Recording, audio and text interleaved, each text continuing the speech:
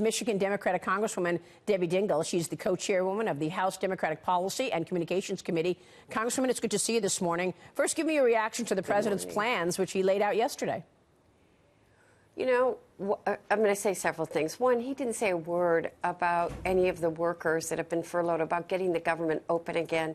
And I'm just meeting with so many workers who are desperate. They're about to have a second. Next Friday, they'll miss their second paycheck. Yeah. We've got to reopen the government. I'm sorry, Maria. Yeah, no, Too much no speaking problem. outdoors. Maybe have some water if you can while you're there. I know the feeling. I've had a cough in the last couple of days. But, Congresswoman, let me ask you, you say that he didn't mention the workers. Isn't that the whole point of this proposal that he put on the table? The whole point is to open the government and get his border security money for the wall. Because, you know, this proposal that the president put on the table yesterday extends the temporary protective services for DACA recipients, helps DACA recipients, funds disaster relief, funds humanitarian aid for migrants, and, of course, in all of this, it ends the government shutdown. That was the point of it, Congresswoman. Well, first of all, what he did was put on the table things that have already been rejected by both the House and the Senate before. Well, we are going to next week actually, but they have been rejected. Yeah. They're the same. What about the Bridge proposals. Act? What about the Bridge Act? Because I believe the Democrats voted for the Bridge Act, and many of these proposals were part of the Bridge Act, Congresswoman. You know what's going to happen next week, Maria? We're going to put on the House floor 6 bills which have been negotiated by Senate and House conference committees to reopen the government, reopen those 6 other agencies. Then let's get in the room and have a real discussion about how we keep this nation safe. You know, I don't know any Democrat that doesn't care about keeping our nation safe. We do need to have border security. Well, let me stop you there. Let me stop you there, Congresswoman. It's not just the wall. Because you say that you don't know any Democrats who don't want border security, and yet none of them voted for Kate's Law. None of them voted to end sanctuary city status. None of them voted for the DACA plan that the president put on the table. So can you really say that they're for border security when they haven't voted for any of the above? You know, yes, I can say that. And I'm going to talk about how we need to support actual policy that works. How do you keep our border safe? How do you make sure? We have 3,000 open positions right now for Customs and Border Patrol. We need to fill those positions. You know, if you want to talk about drugs coming into this country, which the president talked about yesterday, 90% of cocaine, 88% of opiates, and 88% of opioids, and 80% of fentanyl comes in at the ports. We're doing nothing to keep our ports safe. We're going to take a quick break, but with all due respect, everything you're saying, we've heard from the president, and that's the reason he put the proposal on the table. I want to take a short break. I want to show you when we come back the map of the wall that separates Tijuana and San Diego, because it's real compelling. Stay with us more as we get your thoughts on also Special Counsel Robert Mueller's statement disputing BuzzFeed's report that claimed the president directed his former personal attorney, Michael Cohen, to lie. Talk to me a bit about why the Speaker and your colleagues are so against some kind of fencing or barrier on our southern border. In fact, Nancy Pelosi has a border wall right in her own state. We're going to look at this map right here of Tijuana and the wall that separates Tijuana and San Diego. You've got about 3 million people in Tijuana and 3 million people in San Diego. Why wasn't one of her first points on the agenda to tear down this wall if it's immoral? So what I want is border security, which I think means, and I think most Democrats mean, let's all get in the room and talk about what that border security is. There are many parts along that border that a wall doesn't even work. There's rivers, etc. We have new technology out. We have drones. We have sensors. We should be using all of it, Maria. Absolutely. So why do we have to close 6 other departments?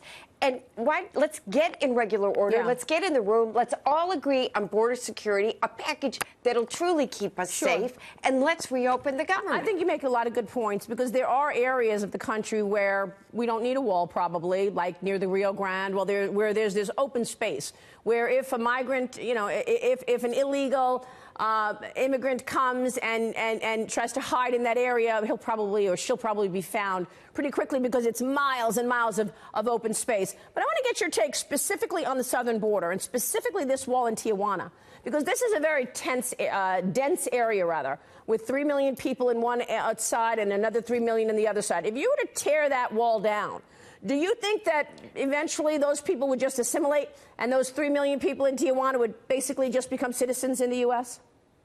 I mean, not citizens legally, obviously, but just assimilate into the population. Would that happen? First of all, nobody is saying we don't need border security. Why aren't we Congressman, I'm specifically asking you about the border in Nancy Pelosi's state. Right now, they need more. They're not even filled all the positions to keep that border safe. Should that wall be torn down? Should that wall be torn down? No, I don't.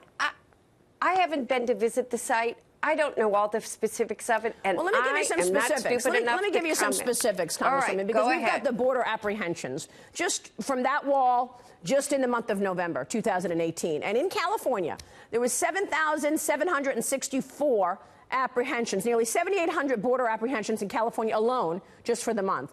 November last year, total Southwest border apprehensions for November, nearly 52,000. I guess that tells you that that wall works. Would you say that that wall in Nancy Pelosi's state is working? There are places that it is appropriate, and that's why that specific wall in Tijuana and San Diego.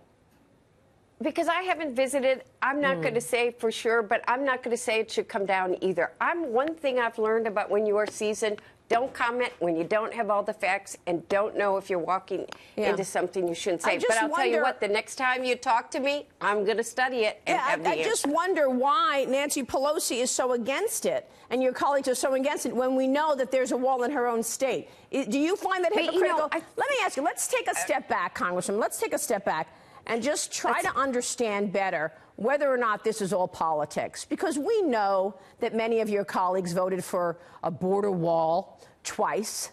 That includes Nancy Pelosi, Barack Obama, Hillary Clinton, in terms of the need to protect the American citizens. We know that. Now, Donald Trump has the idea. He made it a campaign promise, and he said all throughout the campaign, build that wall a number of times.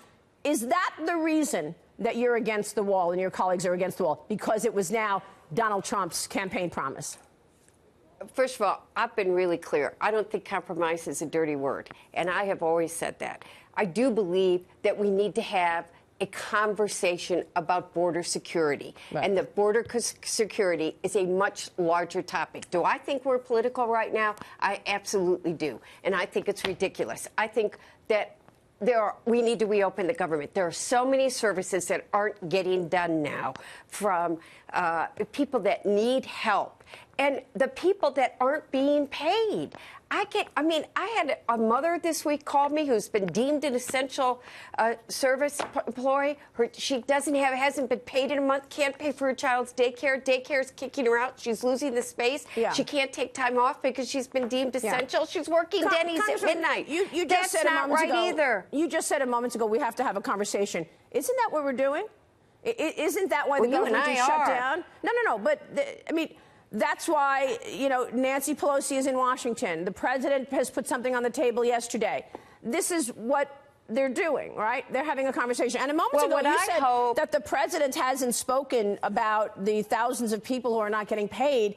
The president signed a bill that will provide hundreds of thousands of government employees with back pay after the shutdown ends. He just signed that bill last week. But can I give you some real world? I'm talking to these people every single day. They can't, the TSA guys in Detroit can't pay for the gas to go to work. I talked to a Secret Service agent who is putting his life and willing to take a bullet, and his kids are suffering. He can't explain to his kids. I think both mom and dad. I think we both agree on this. I think we absolutely agree. I think the bigger issue, hope we get people. What we need to do is get in regular order. We have 6 bills that have been negotiated, agreed to by Senate and House Republicans and Democrats. You know what I think people get frustrated with? I think no matter what side you're on, you just want to see some honesty.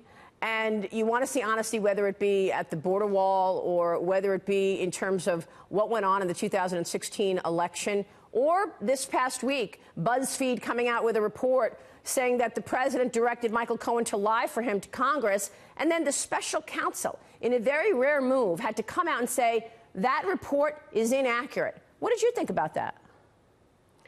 I don't know what to think, and you know me, I am someone that's very blunt. He didn't totally deny the report. I don't have the facts. He said it's inaccurate, is what the special counsel said.